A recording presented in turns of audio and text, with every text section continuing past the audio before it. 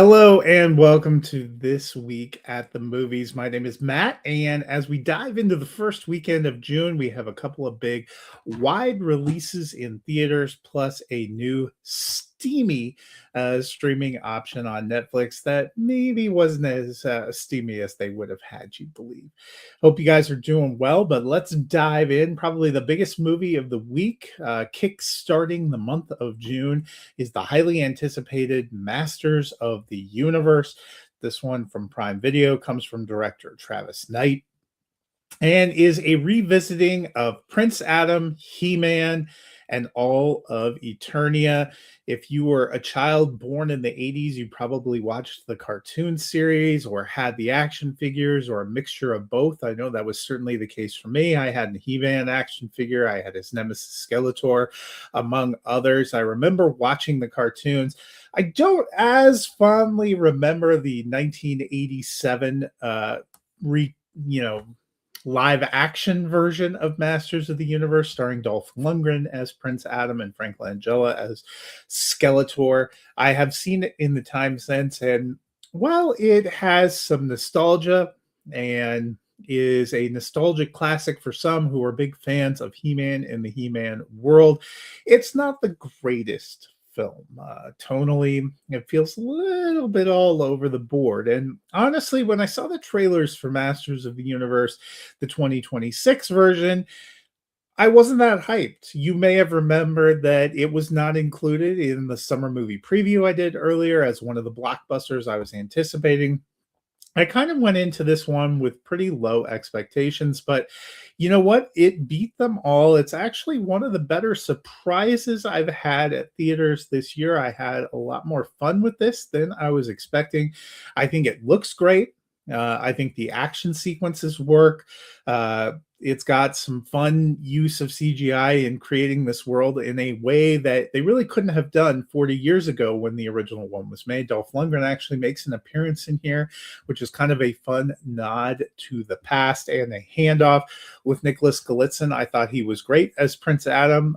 He was fun as He-Man. This is a great cast, includes Idris Elba, Camila Mendez, Jared Leto voices Skeletor, though you never really see his face. A great improvement on kind of the look and CGI there. We had Alison Brie as Evelyn, which was a little bit of fun. James Purefoy as King Randor. We had voice work from Kristen Wiig. Morena Baccarin appears as the sorceress. There is a lot of fun pieces in this film. I thought it works pretty well. I am giving it a solid thumbs up. The nostalgic 1980s fanboy in me was pleased, but also the 2026 adult that's just looking for a good time at the movies, especially in summer, was entertained. This is kind of the quintessential summer blockbuster. It has a mix of jokes and humor, doesn't take itself too seriously, has some good action, has some fun moments, has a breezy story. You know, if I was going to pick nits, it is a bit too long. There are some clever things I thought in there. It might have been a little better served if it was a little tighter. It runs about 2 hours and 20 minutes, which is quite a commitment. But overall, I had a good time with this one. As I said, a thumbs up.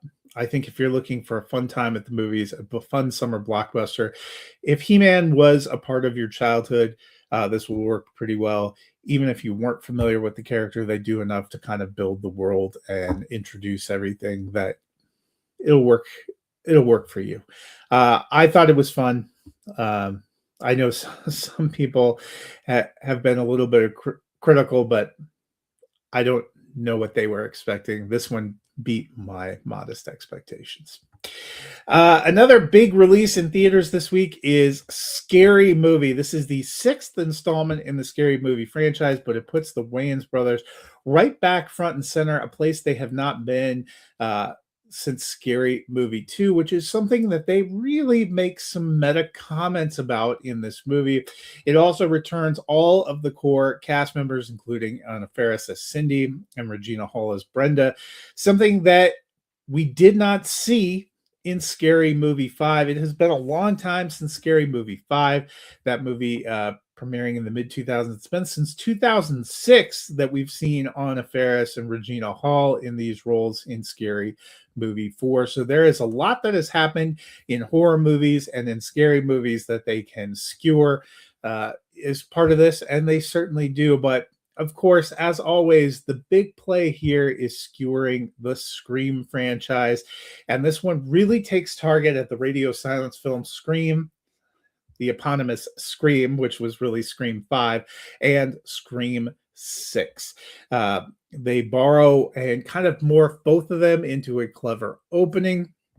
But this one, essentially, if you were following a linear plot, pretty well follows the plot of Scream, which was Scream 5, which is why they called this one just Scary Movie instead of Scary Movie 6. Kind of an homage and a nod there. A lot of fun jokes, some of it quite over the top.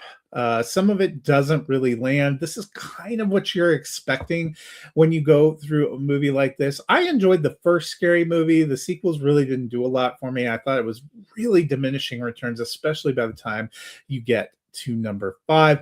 This, in turn, felt like a kind of fun return to the world.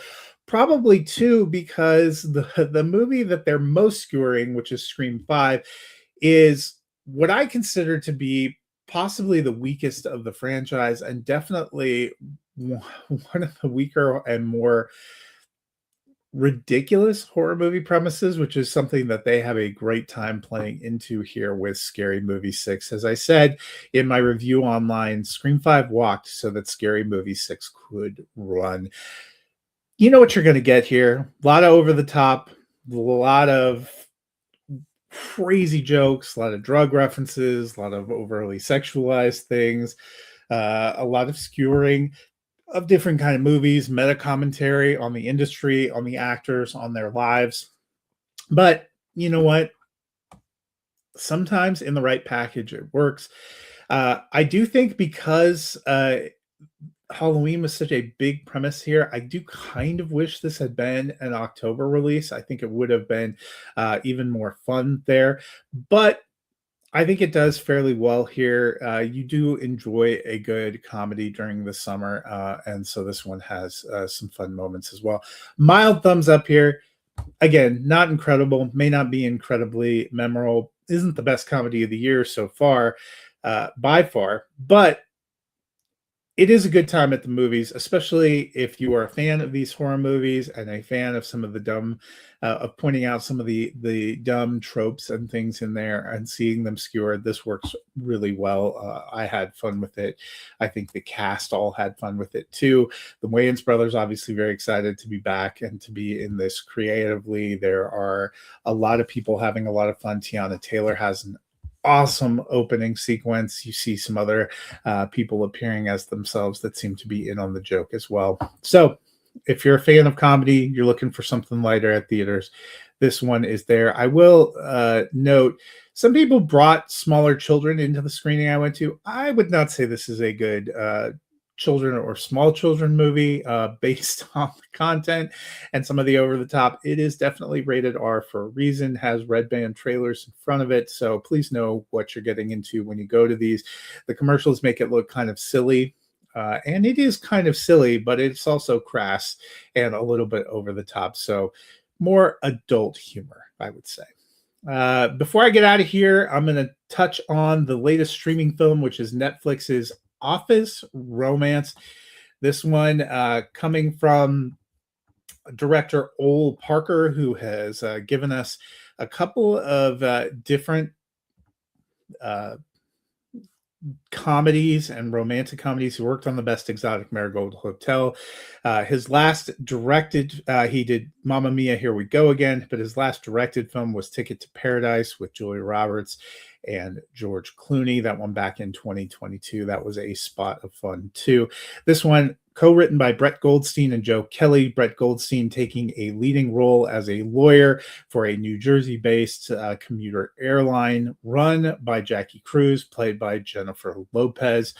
They first meet when they're working on a deposition in a case, but pretty soon it becomes clear that there is more than a professional spark there, but they work for a company whose guidelines are very clear.